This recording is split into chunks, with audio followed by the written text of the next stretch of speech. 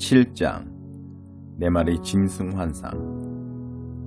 바빌론 왕 벨사살 1년에 다니엘이 꿈을 꾸었다. 침상에 누워 자다가 본 환상에 그는 혼비백산했다.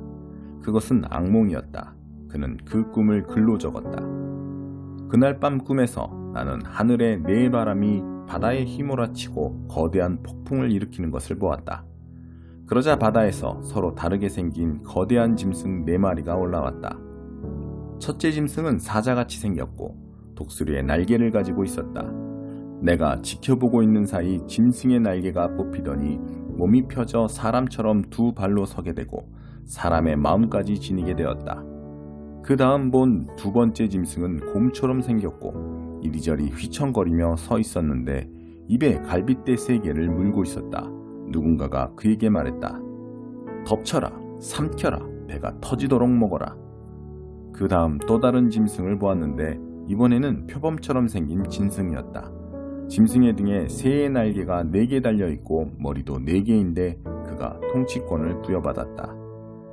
그 후 4번째 짐승이 내 꿈에 나타났다. 그 짐승은 정말 소름 끼칠 정도로 무시무시했다. 커다란 쇠 이빨을 가지고 있어서 먹이를 우두둑 씹어 꿀꺽 삼켰으며 남은 것은 모조리 짓밟아 뭉갰다. 그 짐승은 다른 짐승들과 달랐다. 뿔이 10개나 달린 진짜 괴물이었다. 내가 그 뿔들을 주시하며 그 의미하는 바를 생각하고 있는데 뿔 하나가 또 돋아났다. 자그마한 뿔이었다. 본래 있던 뿔 중에 3개가 뽑혀나가면서 새로 돋아난 뿔에 자리를 내주었다. 자그마한 그 뿔 안에는 사람의 눈이 여러 개 있고 커다란 입까지 있어서 거만하게 떠들어댔다. 내가 그것들을 지켜보고 있는데 보자들이 놓이고 옛적부터 계시는 분이 앉아 계셨다. 그분의 옷은 눈처럼 희고 그분의 머리카락은 양털같이 휘었다. 그분의 보자는 불꽃처럼 타올랐고 그 바퀴들은 활활 타는 불길 같았다.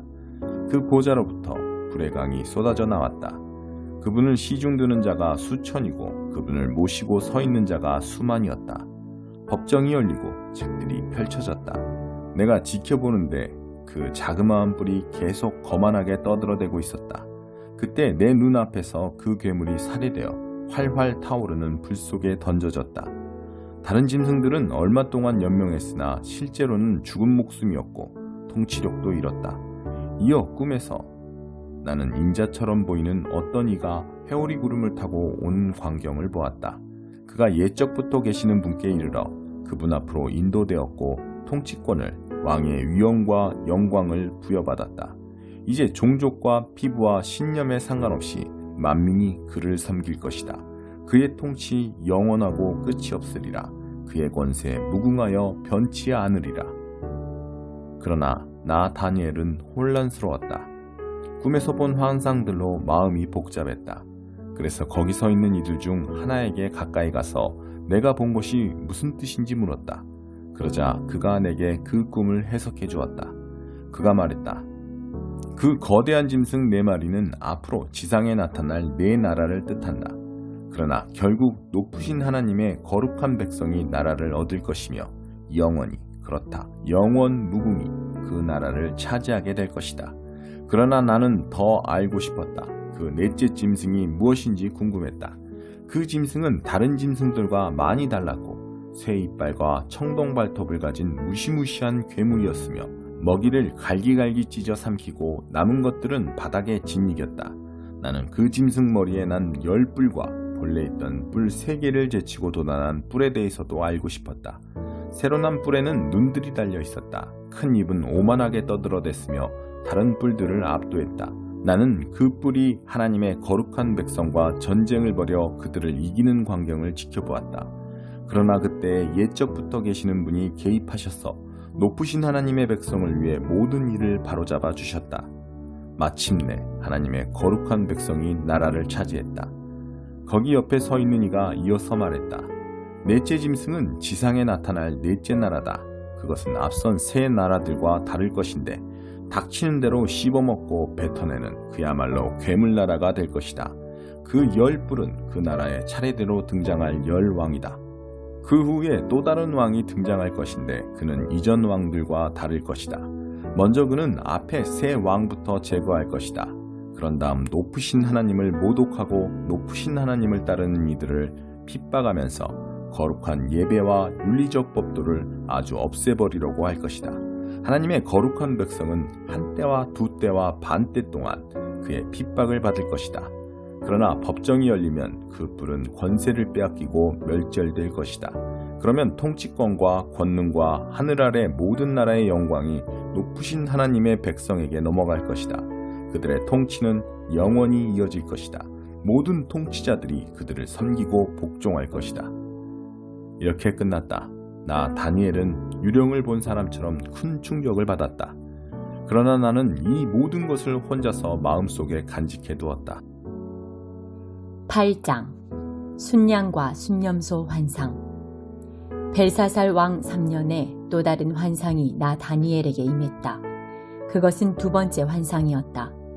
그 환상에서 보니 나는 엘람 지방의 수도 수사에 있는 을레 수로에 서 있었다. 주위를 둘러본 나는 수로 입구에 순양 한 마리가 서 있는 것을 보고 깜짝 놀랐다. 그 순양에게는 커다란 두 뿔이 있었는데 하나가 다른 하나보다 컸고 더 큰 쪽이 나중에 난 뿔이었다. 내가 지켜보는 사이 그 순양이 마구 달려 처음에는 서쪽, 그 다음에는 북쪽, 그 다음에는 남쪽을 향하여 들이받았다. 어떤 짐승도 그와 맞설 수 없었다. 그는 제멋대로 날뛰면서 자기가 짐승들의 왕이라도 되는 듯 거들먹거렸다. 내가 그 모습을 지켜보며 그것이 의미하는 바를 생각하고 있는데 이마 한가운데 거대한 뿔 달린 순념소 한 마리가 서쪽에서 올라오더니 발이 땅에 닿지 않을 정도로 온 땅을 종횡무진하며 뛰어다녔다. 그 순념소가 수로 입구에 있던 두 뿔 달린 순양에게 가까이 가서 마구 성을 내며 그것을 들이받았다. 순념소는 불같이 성을 내며 순양을 들이받아 두 뿔을 부러뜨려 버렸다. 그 순양은 순념소의 상대가 되지 못했다. 순념소가 순양을 바닥에 쓰러뜨리고 마구 짓밟았지만 누구도 순양을 구해줄 수 없었다. 그러자 순념소의 덩치가 엄청나게 커졌다.